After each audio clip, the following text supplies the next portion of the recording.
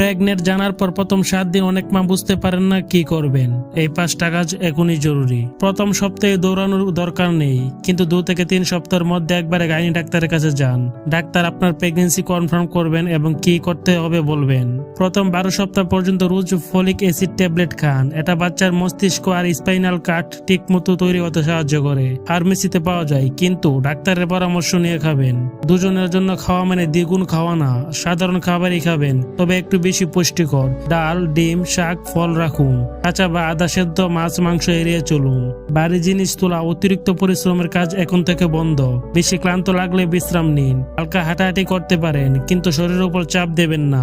পরিবারের কেউ ধূমপান করলে তার থেকে দূরে থাকুন, কারণ এগুলো বাচ্চার জন্য ক্ষতিকর। যদি পেটে তীব্র ব্যথা, রক্তপাত বা অতিরিক্ত বমি হয়, তাহলে দেরি না করে ডাক্তারের কাছে যান। এই 5টা কাজে মনে রাখতে ভিডিওটা সেভ করুন, শেয়ার করুন যারা নতুন মা হতে চলেছে তাদের সাথে।